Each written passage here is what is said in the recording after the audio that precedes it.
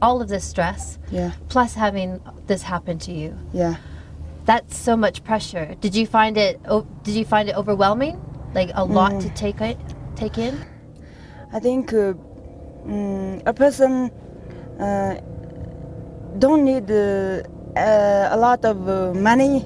We just happy every day and be kind to the others and okay, be strong. Being happy and strong, that's how the people here in general have impressed me. Seeing the prayer flags everywhere, the symbol of spreading goodwill through wind, impressed me as well. Build it early. Is this where Emily gets her strength from? Little bit house. What is my friend and me to build it. So this house that you built, Yeah. is for when you die. It's where your souls go, or what's the purpose of it? When we need to die, we need to live or stay in a room or house, right? So my friend said, we need to build this house earlier. Because of the earthquake, now everything seems so unsettled. She said before, we need to take the building have two, how to say? 2 stories? Yes, but I said if the earthquake will happen again, we need to die again. So we just make a little bit small yard. I want to put this one in here or in here. How do you feel? I think it's nice. Oh, it's beautiful. Have a little bit amazing. door. And so this is obviously a common practice because there's all these houses that we saw when we were climbing up here. So other people have built houses as well. Yeah. So you have a whole neighborhood of people. Yes, very rich neighbor. A very rich Yes. neighbor with 2 stories and a couple extra houses. Yes.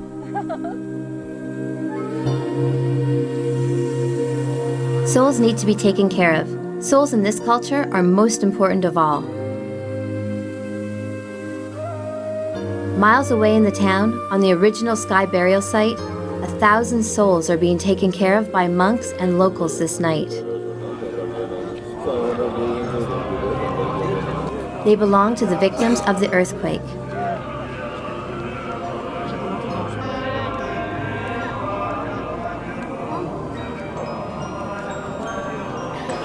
"49 days ago, that's the 3rd day after the earthquake, most of the bodies were collected by the local monks or sent by their families, here to receive a mass cremation.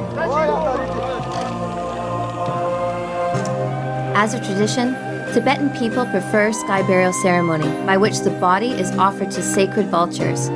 But this time, the bodies are too many, posing a threat of spreading contagious diseases. The people alter their traditions.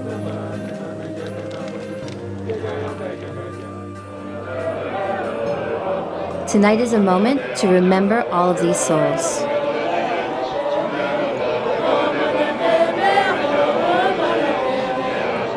So we're here in Yushu on a very significant day. It's the 49th day after the cremation ceremony of all those who have died in the earthquake. This is when the soul is supposed to, if everything was done right, go through to eternity and be reborn into a whole new life. So it's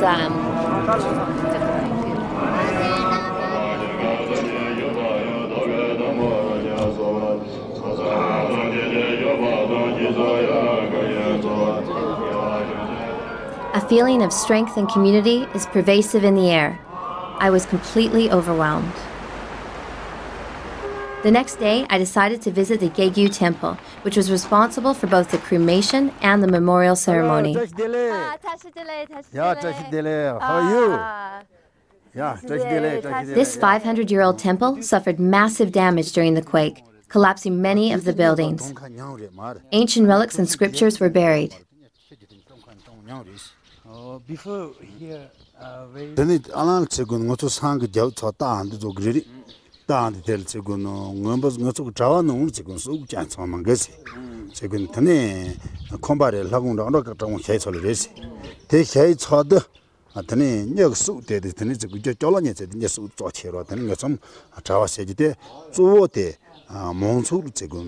편바 좀 드무즈레스 딕치데 땡에서 캬알다 로바제 뉴여도 세군 드니까만 얘기 선치노니 랑송에서 캬알선 뉴여도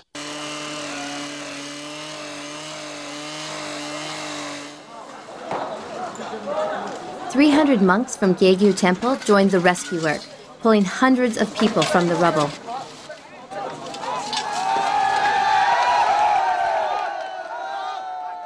In addition, they also took charge of collecting the dead bodies, conducting cremation, and even distributing relief supplies, doing everything possible to help the people.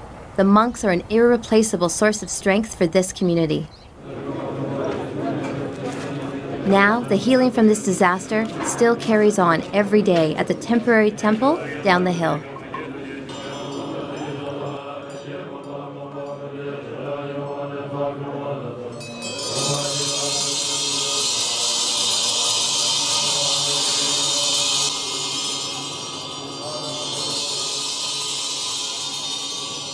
데니 대체군은 나초 배 머리를 조고난다 손지를 줄을 조고난다 되기 때문에 해도 근데 두다바 나초 줄을 빼기 지금 되는 뭘 상황 된 rolite 되네 로서 제소레시 되네 동화 나초 바테 올 동화세지 뭐 동화테 올 뭘 제가 나초 동화 올 대인데 대 몬초고 지금 줄 빠게 진지도 희쳐도 되네 너가 강아치 보는 거 되게 손한테 탄도래시 두긴바데 돈다 강아 요도 되게 로서치가 되게 강아때 탄데 되네 되게 선소치 요저 되게 손한테 대탄 탄도래시 대 탄도도 되네 몬초라고 지금 되네 다른 보자 상단 뉴레선다 가히 로미 제레선다 돈다 막 자와는 원래 말이지 대 나니 소창 지금 원창 뒤진다야나 상경이 뒤니시야나 대 돈다가 니시 몸보 장저지 나서 총지 조를 때는데 두 따바텔 캠보톤 라마 돈다 쪽 넘바 클로서 지인데 된단다 동하다는 타한데 된가서 겸반도 다들 클로서 지죠 지위된 준지대 다 오늘이지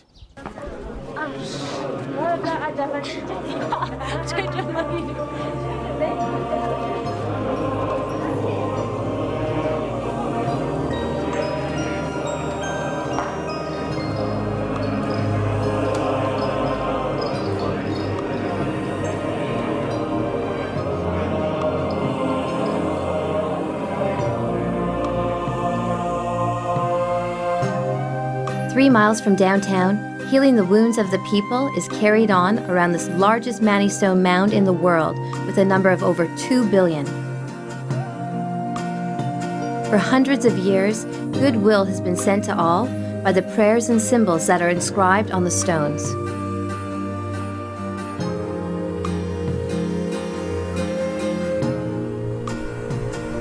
More support is required besides that of the spiritual. Diana is a local English teacher. She has just returned after a year's study at a university in the UK.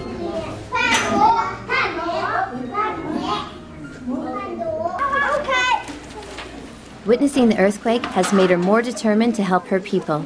Now with donations of school bags, books, and free food from a local nonprofit, she's opening a language center.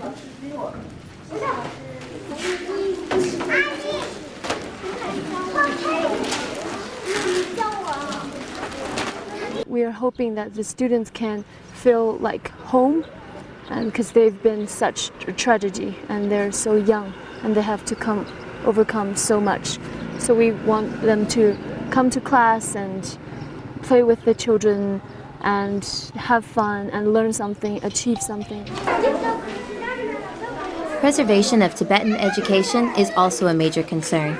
After the earthquake, many students from Yushu have been sent to other parts of China to continue their study.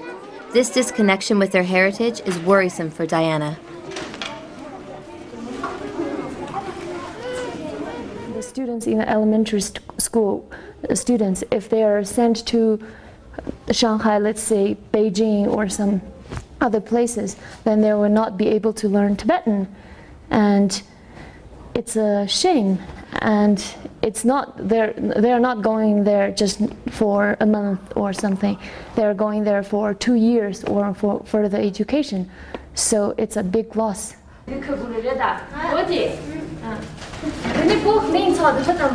Diana's class's focus will be to create greater contact and understanding of Tibetan culture.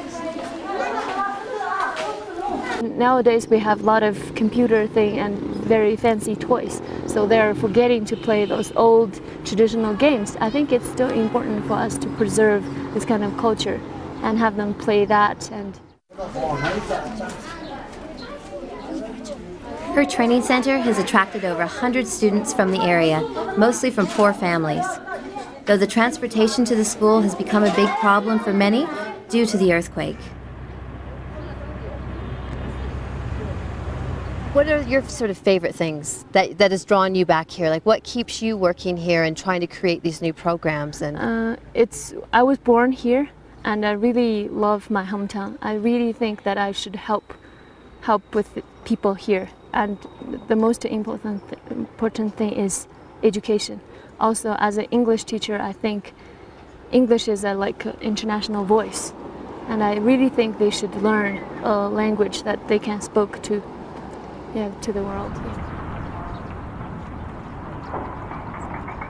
The earthquake left rubble, but from the rubble grows new strength. Has your family been able to buy everything you've needed since the earthquake? Yeah. The earthquake destroyed my home, right? Near dusk, Emily and I walk along the town's busiest market. It leads us to a central square where there's a newly posted 3-year rebuilding plan, which has attracted crowds and created various disputes. And you were saying that they're putting in even like a beer street. Yeah, have a beer street. We never have this one. You never have a beer street before? Yeah. You're not that big on that?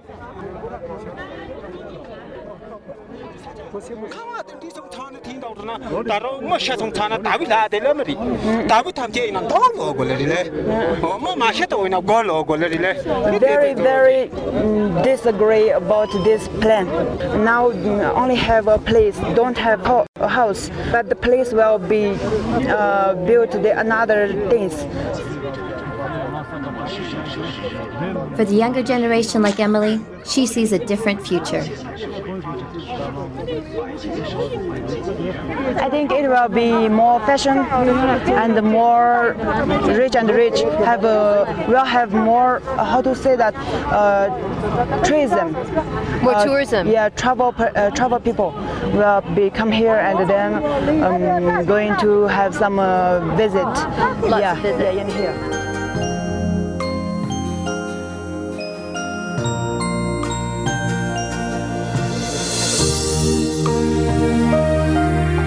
What will the future of Yushu be? No one can give a definitive answer at this time. From the people I encountered, I'm left with a strong belief in the determination, resilience, optimism, and strength of this community. There's a Tibetan proverb that goes, "Find hope in the darkest days and find focus in the brightest."